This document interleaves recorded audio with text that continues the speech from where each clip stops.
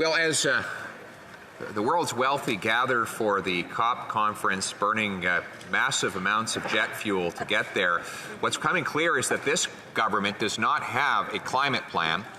They have a tax plan. Their plan has failed to reach a single solitary greenhouse gas emissions target, and Canada now ranks 58th out of 64 countries on climate performance. This after they've hit Canadians with high taxes.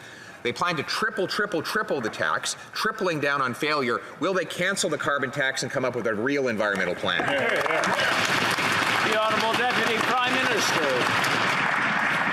Mr. Speaker, Canadians all know that this Conservative leader doesn't have a plan to tackle climate change. And that means that he doesn't have a plan to grow the Canadian economy. The reality today is that our most important trading partners, the US, the EU, are all taking serious climate action. These are our allies, and these are our customers. And that is why in the fall economic statement, we invested heavily in the green transition. We're going to continue to do that, Mr. Speaker. Leader of the Opposition. These are our allies, and these are our customers, and all of them have better climate change performance than this government has here in Canada. In fact, what they've done here in Canada is raise taxes on people's energy use, energy that they must use. You do need to heat your home if you live in rural Newfoundland, and you do need to use oil to do it because that's all there is. And this winter, it is expected that will, well, it's already up 77% year over year, likely to be up further. Some families will pay as much as $6,000 to heat their homes. Wow. Is the government really going to tell them that they have to pay more for this government's failures on the environment? The Honourable Deputy Prime Minister. Speaker, Canadians understand that putting a price on pollution is the most effective way to fight climate change. And in fact, Mr. Speaker, one of the Canadians who was early to advocate this economically effective approach was none other than Preston Manning. I think it's also worth pointing out that our price on pollution is revenue neutral. All the money goes back to Canadian families. A family in Alberta is getting back more than $1,000. That's true of a family in Saskatchewan as well. Thank you, Mr. Speaker.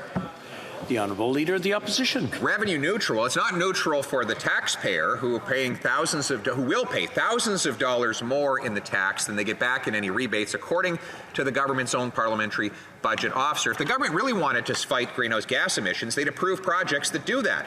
For example, there were 15 LNG projects proposed when this government took office. Not a single one has been built, and the only one that is under construction was approved by the previous Conservative government, and it required subsequent governments exempt it from the carbon tax in order for it to be economical and to speed up its approval by ignoring C-69. Will the government get out of the way and let our projects go ahead to protect the earth? The Honourable Deputy Prime Minister.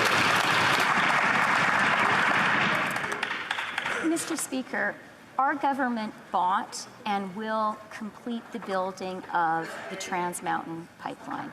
Our government absolutely understands that LNG is an important transition fuel and plays a valuable role for Canada and the world. And I do want to point out that we understand for projects to work, they have to meet environmental standards, and Indigenous people have to be consulted. That's how we're going to get projects in Canada built, including necessary renewable energy projects, Mr. Speaker. Yep. Leader of the Opposition. Well, it's true that they have to meet environmental standards. We had real environmental standards under the previous Conservative government, and in fact, the only way that the LNG Canada project in Western Canada went ahead was by exempting it from the new anti-development C-69. And she's right also that First Nations have to be consulted. One of them is an Indigenous grandmother from the Haisla First Nation who told me that LNG Canada and projects like it mean that her autistic grandchild will have the resources for treatment. That means help for First Nations, paychecks for our people, and clean energy for the world. Why won't they get out of the way and let it happen? The Honourable Deputy Prime Minister.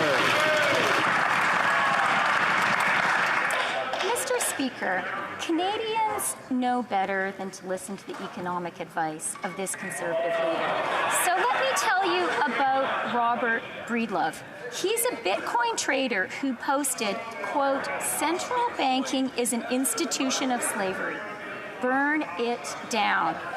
The Conservative leader, after that was posted, the Conservative leader appeared on Mr. Breedlove's YouTube channel and said he found it extremely informative. So, Mr. Speaker, I think the Conservative leader needs to publicly disavow those inflammatory comments and apologize to Canadians for his own record.